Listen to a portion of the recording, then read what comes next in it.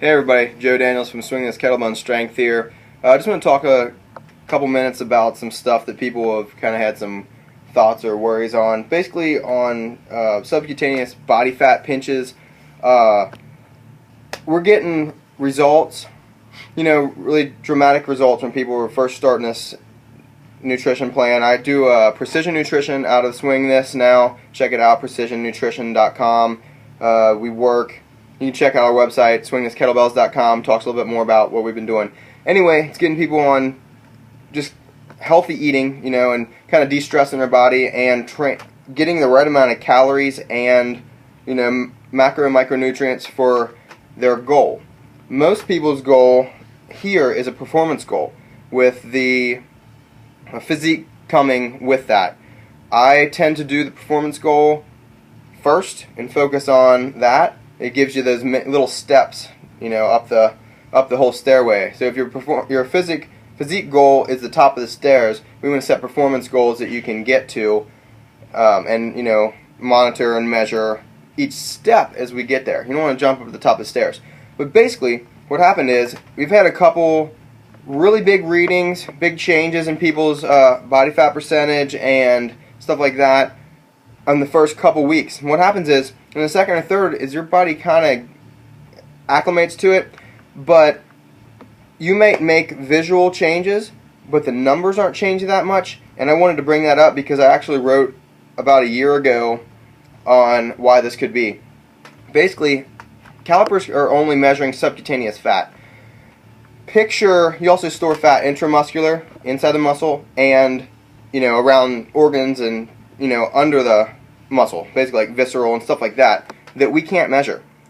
Picture a steak. So I wrote about this. It's called tail of the missing muscle. So when people are seeing that their body weight drops down, and they're also saying, well, my pinches haven't changed too much, but they're weighing less. So basically that could become your tissue is flatter. You're not storing as much glycogen in water in the muscle tissue. We can't measure that with calipers. But anyway, you also can be burning the intramuscular fat. You can be burning the visceral fat, which will allow you to change in appearance, not as much the numbers on the scale, or as numbers on the pinches. So check out, go to Google and wherever, Google tail of the missing muscle. And I went into more depth about that, and I posted it on my Facebook page and some other stuff. So basically what we can do, you can have things that commonly get overlooked in caliper measurements. Water balance, carbohydrate load, digestive tract fullness, user area, error.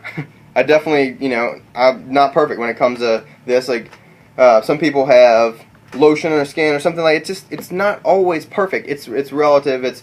You want to be as even as you can, but I'm not going to have the same measurements all the time. Like I said, once again, separation definition from visceral and intramuscular fat loss. That's kind of the tricky thing. When people look in the mirror and like, wow, I really look different, and then they get distracted by the number. So another thing is, go to Google, get tail of the missing muscle, and share it with your friends, and see if you have any more questions on that. The biggest thing is picture red meat, steak, whatever. Look at, say, a fillet, okay? There's hardly any fat anywhere on that thing. Picture a sirloin, top sirloin or something like that, or a strip steak. Subcutaneous fat on the outside, okay? Then picture a ribeye. Marbled fat, intramuscular fat, okay? So there's something you can think of, how we could be changing without getting much change on the subcutaneous level. I really think that your body's trying to preserve itself by getting rid of the visceral fat that makes your organs have a hard time to work and whatever. So you see people that are maintaining the same pinch possibly on their abs, but they're changing in pant sizes and stuff like that. I mean, if you're not drastically losing strength, you're not losing muscle. You might lose energy substrate in the muscle, carbohydrate and water, like I said, but you're probably just losing a lot of that intramuscular fat or the visceral fat, which is a good thing. It's just hard to see. It's hard to see in the measurements of the pinches. So anyway, don't get discouraged.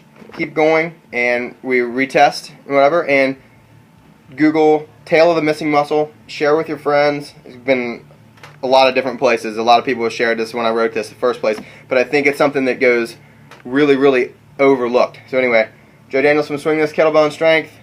Give us a shout and have a good day.